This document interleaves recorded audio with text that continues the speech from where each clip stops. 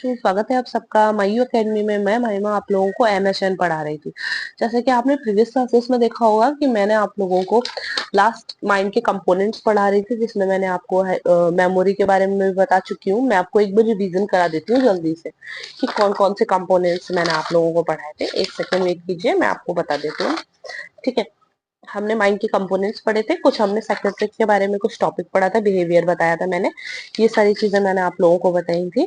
Father of psychology के बारे में, ब्रेन और माइंड के फंक्शन बताए थे, मोस्ट कॉमन ट्यूमर बताए थे, एडल्ट चिल्ड्रन और इन्फेक्शन के बारे में। अच्छा, माइंड के हम कंपोनेंट पढ़ रहे थे, जिसमें से हमने कॉन्शियसनेस पढ़ लिया, परसेप्शन पढ़ लिया, इमोशन पढ़ लिया, एक्टिविटी पढ़ लिया, थॉट पढ़ लिया, मेमोरी पढ़ लिया। आज हम अटेंशन पढ़ेंगे। ठीक है, तो जिन बच्चों ने वो कंपोनेंट्स नहीं पढ़े हैं वो जाके एक बार प्रीवियस क्लासेस देख लीजिए। सारे कंपोनेंट्स बहुत थॉरोली मैंने क्लियर कराए हैं, नोट्स भी हैं, टेलीग्राम चैनल में है।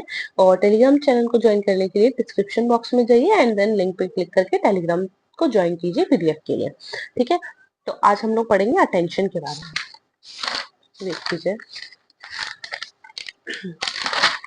अच्छा, लास्ट मैंने आप लोगों को ये सब पढ़ाया था मेमोरी के बारे में, एमनेसिया वगैरह, retrograde amnesia, anterograde, circum balance, माफ करना, पैरा एमनेसिया, डेजावू, जमासु एंड कॉन्फिबुलेशन। आज हम अटेंशन के बारे में पढ़ेंगे। अटेंशन कैसे क्या होता है। अच्छा, अटेंशन का मतलब होता है फोकस ऑन समथिंग, किसी वस्तु पर ध्यान देना, कंसंट्रेशन ऑन समथिंग, किसी भी चीज पर ध्यान देना, अच्छे से समझना, उसको हम लोग अटेंशन कहते हैं।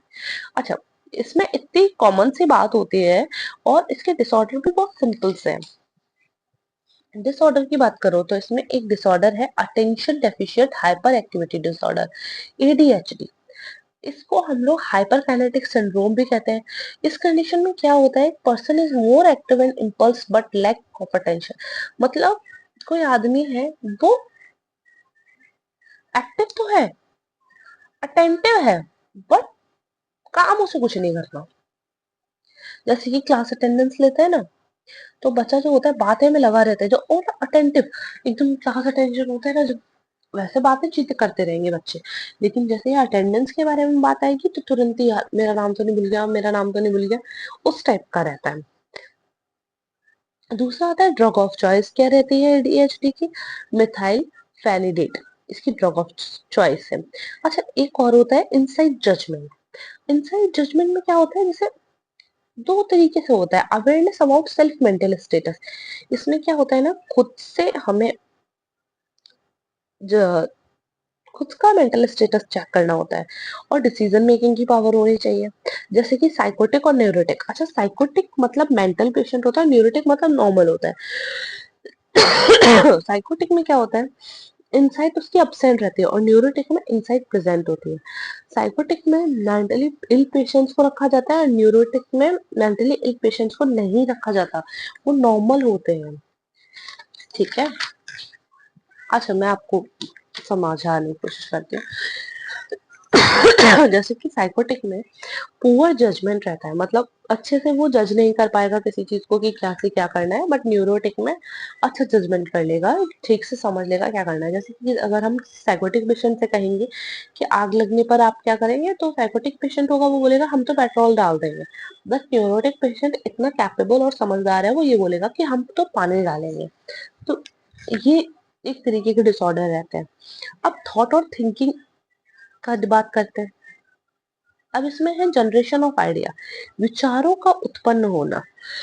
जिस तरीके के विचार आते हैं उस तरीके का जो उत्पन्न होता है उसे हम थॉट्स और थिंकिंग कहते हैं।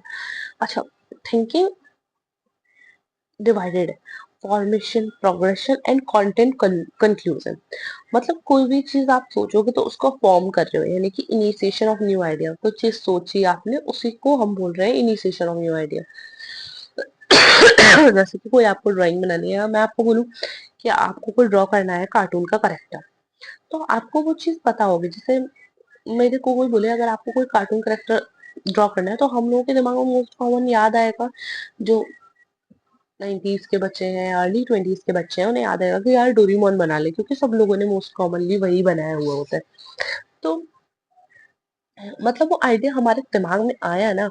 अब progression, come idea mix with another idea. अब क्या हो रहा है, कोई आइडिया आया तो वो दूसरे आइडिया से मिक्स हो गया, कि यार सोचा कि यार शिनचैन के साथ साथ डोरेमोन के साथ साथ शिनचैन भी बना ही लेते हैं। अब content conclusion, final conclusion at last. अब हम लोग सोचेंगे यार कौन सा ज्यादा अच्छा बना सकते हैं, फिर लास्ट में जाके हम लोग सोचेंगे नहीं अब हम बनाएंगे तो डोरेमोन को। This is the step of thinking. इस तरीके से हम लोग सोचते हैं। अच्छा, इसमें डिसऑर्डर भी है। तो इसमें सबसे मोस्ट कॉमन डिसऑर्डर रहता है ऑटिज्म। ऑटिज्म में क्या होता है, 2 से 3 साल के बच्चों को ऑटिज्म होता है, जिसमें कि कोई आइडिया फॉर्मेशन नहीं होता, जिसमें own world, own question and own answer. जैसे कोई बच्चा है, उसका खुद की दुनिया होती है, खुद के सवाल होते हैं, खुद के जवाब होते हैं। ये पता है ऑटिज्म किन बच्चों के अंदर होता है? उन बच्चों के अंदर ज्यादा होता है जो बच्चे ज्यादा मोबाइल चलाते हैं, या ज्यादा टाइम अपने टीवी वेस्ट वेस्ट ही करते हैं एक तरह से, या अपने माँ बाप के साथ में ही रहते हैं, या किसी से बोलचाल नहीं करते। माफ करना। जैसे कि आपने पबजी के दौर में देखा होगा बच्चों को, उस टाइम पे ज्यादा बच्चे लोग पबजी वगैरह खेलने में इतने बिजी हो गए, तब तब ऑटिज्म के ज्यादा पेशेंट्स बढ़ने लग गए। तो उनकी खुद की दुनिया बन गई, खुद के ही सवाल बोलते हैं और खुद ही जवाब देते हैं। और मोस्ट कॉमनली ऑटिज्म जो होता है वो सिजोफ्रेनिया में दिखाई देता है। इसकी ट्रीटमेंट की बात करें तो इन्वायरमेंटल चेंज ही इसका ट्रीटमेंट रहता है, क्योंकि इसका ड्रग ऑफ चॉइस कोई ट्रीटमेंट नहीं है, कोई किसी भी तरीके की ट्रीटमेंट नहीं है।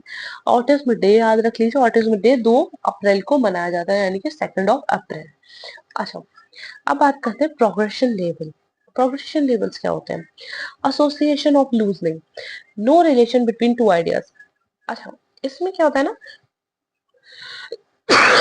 माफ करना, दो आइडियाज के बीच में कोई भी रिलेशन ही नहीं है। जैसे सचिन क्रिकेट खेल रहा है पर मैं तो कोलकाता जाऊंगा। अरे सचिन तेंदुलकर को तो क्रिकेट खेल ही रहा है, तुम कोलकाता जाओगे, इससे सचिन तेंदुलकर को क्रिकेट खेलने से क्या मतलब है? यही होता है एसोसिएटेड ऑफ लूजनेस, कि अपने आइडियाज को भूल जाना कि हम कर क्या रहे हैं, लेकिन हमें दूसरी बात याद है कि हम क्या कर रहे हैं। हम तो आज बाजार जाएंगे, मैंने तो खाना खाया था। दिस इज अलग अलग थॉट्स। ये मोस्टली ये भी सिजोफ्रेनिया के अंदर दिखाई देता है, ऑटिज्म भी सिजोफ्रेनिया में दिखाई देता है। अब आता है site of ideas. Site of idea में क्या होता है, वो थोड़ा सा कनेक्शन रहता है। Slight of ideas, there is a slight of connection between two ideas. दो आइडियाज के बीच में थोड़ा सा कनेक्शन होता है, shifting from one idea to another with minor connection, थोड़ा बहुत कनेक्शन। जैसे मैंने एग्जांपल के तौर से लिख रखा है, आसमान नीला है, नीले रंग की शर्ट थी, शर्ट कितने की थी? अब ये बार बार एक तुकान आ रहा है, आसमान नीला नीला नीला, शर्ट शर्ट। तो इसी तरीके से पेशेंट बोलेगा, पानी पिया था, पिया मैंने पानी था, पानी को मैंने पिया था। ऐसा भी बोलता है। कभी कभी कुछ लोग बोलते हैं समुद्र नीला था, नीला समुद्र था, समुद्र का रंग नीला था। तो इस तरीके के पेशेंट को हम लोग बोलते हैं साइट ऑफ आइडियाज। थोड़ा सा कनेक्शन रहता है, बट पूरी तरीके से कनेक्शन नहीं रहता। अब आता है clang association.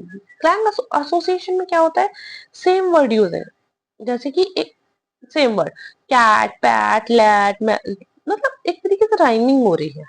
Cat pat lat sat mat, इस तरीके, इसको बोलते हैं हम लोग क्लैंग एसोसिएशन। अब आता है सर्कम्बिलिटी और टेंजेनिटी। अच्छा, सर्कम्बिलिटी और टेंजेनिटी जो है, इनमें क्या होता है, इनमें आंसर जो है डायरेक्टली नहीं बोलेगा, घुमा घुमा के जवाब देगा सर्कमस्टेबिलिटी में। जैसे डॉक्टर ने पूछेगा कि क्या तुमने नाश्ता किया, तो वो घुमा घुमा कर जवाब देगा, पॉइंट पर वापस नहीं आएगा। वो कहेगा हाँ किया था, क्या था, पता नहीं क्या। अब टेंजेनिटी में क्या होगा, patient do not give proper answer even in the last.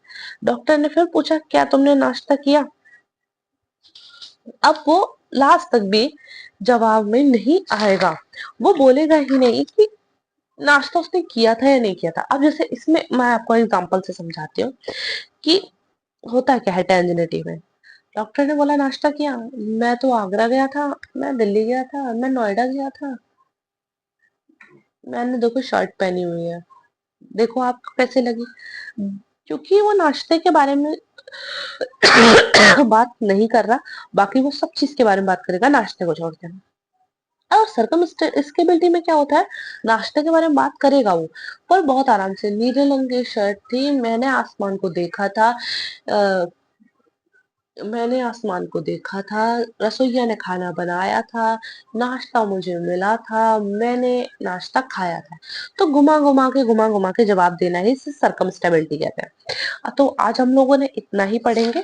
Next हम लोग कंक्लूजन लेवल पढ़ेंगे, कंटेंट ऑफ हाइपोकॉन्ड्रियंसिस, डिल्यूजन वगैरह के बारे में पढ़ेंगे। तो जिन बच्चों ने मेरी प्रीवियस क्लास नहीं देखी है वो बच्चे जाके प्रीवियस क्लास को देख लीजिए। पीडीएफ के लिए टेलीग्राम चैनल को ज्वाइन कर लीजिए। टेलीग्राम चैनल का लिंक डिस्क्रिप्शन बॉक्स में है। और अगर वीडियो अच्छी लगी हो तो प्लीज एक लाइक कीजिए, सब्सक्राइब कीजिए, कमेंट कीजिए। थैंक यू बच्चों, बाय बाय।